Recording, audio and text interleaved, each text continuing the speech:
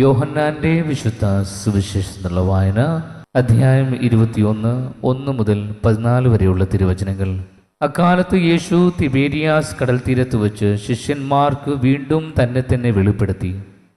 അവൻ വെളിപ്പെടുത്തിയത് ഇപ്രകാരമാണ്: ശിമയോൻ പത്രോസ്, ദിദിമോസ് എന്ന് വിളിക്കപ്പെടുന്ന തോമസ്, ഗലീലിയയിലെ കാനായിൽ നിന്നുള്ള നഥനായിൽ, സബദിയുടെ പുത്രന്മാർ എന്നിവരും വേറെ 2 ശിഷ്യന്മാരും ഒരുമിച്ചിരിക്കുകയായിരുന്നു.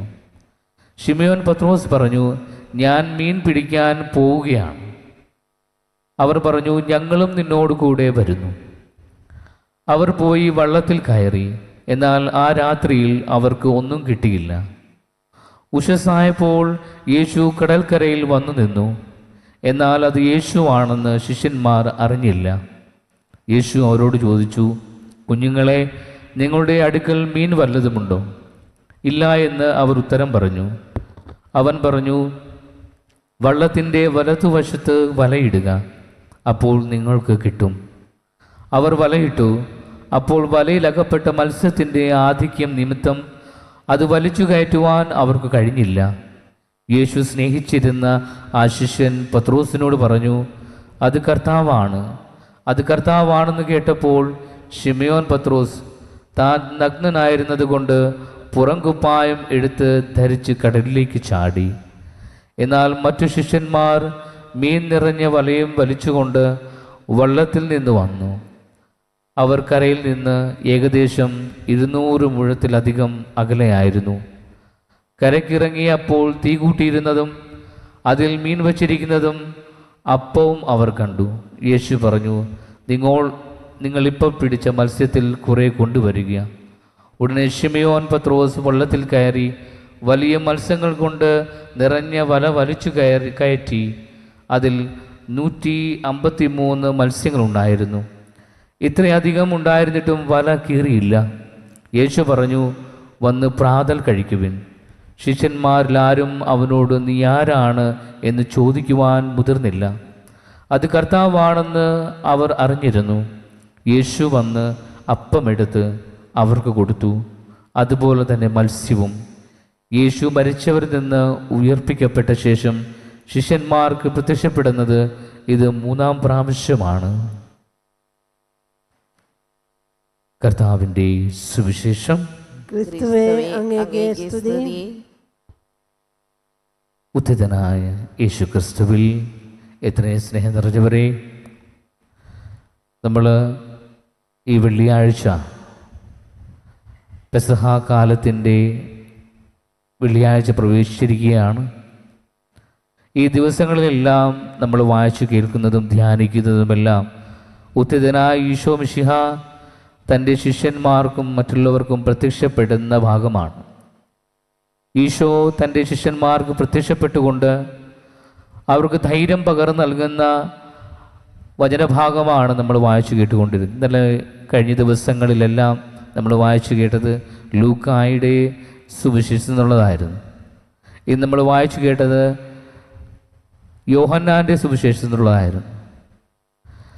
2 പ്രധാനപ്പെട്ട കാര്യങ്ങളാണ് നമുക്ക് മനസ്സിലാക്കുവാനായിട്ടുള്ളത്. ശിഷ്യന്മാരുടെ ജീവിതത്തിലും കർത്താവിൻ്റെ ഉദ്ധാരത്തിനെ കുറിച്ച് നമ്മൾ ചിന്തിക്കുമ്പോൾ നമ്മൾ മനസ്സിൽ കടന്നു വരുന്നത് 2 വ്യത്യസ്തങ്ങളായിട്ടുള്ള കാര്യമാണ്. ഒന്നാമതായിട്ട് കർത്താവിൻ്റെ ഉയർപ്പിന് മുമ്പ് ശിഷ്യന്മാരുടെ അവസ്ഥയും കർത്താവായ ഈശോയുടെ ഉയർപ്പിന് ശേഷം ശിഷ്യന്മാരുടെ അവസ്ഥയും രണ്ടാണ് എന്ന് നമ്മൾ വചനത്തിലൂടെ മനസ്സിലാക്കുന്നു. ഈശോയുടെ കൂടെ വചനം പ്രഘോഷിച്ചുകൊണ്ടിരുന്നപ്പോൾ ശിഷ്യന്മാർക്ക് ധൈര്യത്തോടുകൂടെ കർത്താവിൻ്റെ കൂടെ വചനം പ്രഘോഷിക്കുവാനായിട്ട് കഴിഞ്ഞിരുന്നു. ഈശോയുടെ കൂടെ നടക്കുന്ന ശിഷ്യന്മാരെയാണ് നമ്മൾ വചനത്തിലുടനീളം നമ്മൾ കാണുന്നത്. ധൈര്യത്തോടെ കർത്താവ് കൂടെ ഉണ്ടായിരുന്നപ്പോൾ ഞാൻ നിങ്ങൾക്ക് വേണ്ടി നിന്നോടുകൂടെ മരിക്കുവാൻ തയ്യാറായി നിൽക്കുന്ന ശിഷ്യന്മാർ, നിന്റെ കൂടെ നീയല്ലാതെ വേറെ ആരുടെയും അടുക്കൽ ഞങ്ങൾ പോകില്ല എന്ന് പറയുന്ന ശിഷ്യന്മാരെയാണ് നമ്മൾ കാണുന്നത്. ഒരുപക്ഷെ അറിഞ്ഞുകൊണ്ടോ അറിയാതെയോ കർത്താവായ ഈശോ മിശിഹ പറഞ്ഞ രഹസ്യങ്ങൾ മനസ്സിലാക്കുവാനായിട്ട് ശിഷ്യന്മാർക്ക് കഴിഞ്ഞിരുന്നില്ല. ഈശോ പലപ്പോഴും പ്രവചിച്ചിരുന്നു, ഞാൻ പീഡകൾ സഹിക്കേണ്ടിയിരിക്കുന്നു, ഞാൻ മരിക്കേണ്ടിയിരിക്കുന്നു എന്നും 3-ാം ദിവസം ഉയർത്തെഴുന്നേക്കുമെന്നും ഈശോ മിശിഹ പല പ്രാവശ്യമായിട്ട് പ്രവചിക്കുന്നത് മർക്കോസിൻ്റെ സുവിശേഷം 8, 9, 10 അധ്യായങ്ങളിൽ നമ്മൾ വായിക്കുന്നുണ്ട്. ശിഷ്യന്മാരും മറ്റുള്ളവരും വിചാരിച്ചിരുന്നത് കർത്താവായ ഈശോ മിശിഹ വന്നിരിക്കുന്ന ഭൗമിക രാജ്യം സ്ഥാപിക്കുവാനും അവിടെ അവർക്ക് സ്ഥാനം ലഭിക്കുമെന്നുള്ള ചിന്തയിൽ ആയിരുന്നു. നമുക്കറിയാം, ശിഷ്യന്മാരിൽ പലപ്പോഴും അവർ ചർച്ച ചെയ്തിരുന്ന കാര്യങ്ങളിൽ ഒന്നായിരുന്നു ഞങ്ങളിൽ ആരാണ് വലിയവൻ എന്നുള്ള ചിന്ത അവരുടെ ഇടയിൽ ഉണ്ടായത് ഈ കാരണത്താലായിരിക്കും. ഞങ്ങളിൽ ആരാണ് വലിയവൻ, ഞങ്ങളിൽ ആരാണ് ശ്രേഷ്ഠൻ എന്നുള്ള ചിന്ത ഉണ്ടായത് ഒരു പക്ഷേ ഭൗമിക രാജ്യമാണ് ഈശോ കെട്ടിപ്പടുത്തുവാൻ വന്നിരിക്കുന്നതെന്നുള്ള ആ ചിന്തയിൽ ആയതുകൊണ്ടാണ് അവരെങ്ങനെ ചിന്തിച്ചത്. നമുക്കറിയാം, 2 ശിഷ്യന്മാർ തൻ്റെ അമ്മയും കൂട്ടി ഈശോയുടെ അടുക്കൽ വന്ന് അപേക്ഷിക്കുന്നതായിട്ട്, ഒരുവനെ തൻ്റെ വലത്തും മറ്റൊരുവനെ തൻ്റെ ഇടത്തും ഇരുത്തുവാനായിട്ടുള്ള സൗഭാഗ്യത്തിന് വേണ്ടി ആഗ്രഹിച്ചുകൊണ്ട് ചോദിച്ചുകൊണ്ട് വരുന്ന ആ അമ്മയെ നമുക്കറിയാം, സെബദീ പുത്രന്മാർ. അതൊരു പക്ഷേ അവരുടെ മനസ്സിലുണ്ടായിരുന്നത് ഭൗമിക രാജ്യം സ്ഥാപിച്ചുകൊണ്ട് അവിടെ ആധിപത്യം സ്ഥാപിക്കുവാനും രാജ്യം ഭരിക്കുവാനും വേണ്ടിയിട്ടുള്ള ഒരു ചിന്തയിലൂടെ കടന്നുപോയപ്പോഴാണ് അവർക്ക് ഇങ്ങനെ ഒരു ചിന്ത അല്ലെങ്കിൽ ഇങ്ങനെ ഒരു രീതിയിലോട്ട്, ഒരു സ്ഥിതിയിലോട്ട് നടക്കുവാൻ കഴിയുന്നത്. അവസാനം നമ്മൾ കാണുന്ന, സ്നേഹമുള്ളവരെ, കർത്താവ് പിടിക്കപ്പെട്ടപ്പോൾ, കർത്താവായ ഈശോ പീഡ അനുഭവിക്കുന്ന സമയങ്ങളിൽ ശിഷ്യന്മാർ ഭയന്ന് വിറച്ച് ചിതറിപ്പോകുന്നതായിട്ട് നമുക്ക് കാണാം. കർത്താവിൻ്റെ മരണശേഷം ശിഷ്യന്മാർ ഭയന്ന് വിറച്ച് ചിതറിപ്പോകുന്നതായിട്ട് നമുക്ക് കാണാം. അതിലൂടെയാണ് നമ്മൾ കാണുന്ന നമ്മൾ ധ്യാനിച്ച ഒന്നാമത്തെ കാര്യം, കർത്താവിൻ്റെ ഉത്ഥാനത്തിന് മുമ്പുള്ള ശിഷ്യന്മാരുടെ സ്ഥിതി എന്ന് പറയുന്നത് അവരുടെ പഴയ ജോലിയിലോട്ട് പ്രവേശിക്കുകയാണ്. ശിഷ്യന്മാർ അവർ ചെയ്തുകൊണ്ടിരുന്ന ജോലിയിലോട്ട് പ്രവേശിക്കുകയാണ്. വചനപ്രഘോഷം എല്ലാം മാറ്റിവെച്ചിട്ട് അവരുടെ പഴയ ജോലിയിലോട്ട് പ്രവേശിക്കുന്നതായിട്ട് നമുക്ക് കാണാം. എമ്മാവുസിലോട്ട് തിരിച്ചു പോകുന്ന ശിഷ്യന്മാർ, ഈ ജെറുസലേമിൽ നിന്നും എമ്മാവുസിലോട്ട് പോകുന്ന ശിഷ്യന്മാർ നമ്മളോട് പറയുന്നത്, സൂചിപ്പിക്കുന്നത് അവരുടെ പ്രതീക്ഷകളെല്ലാം അസ്തമിച്ചു എന്നാണ്.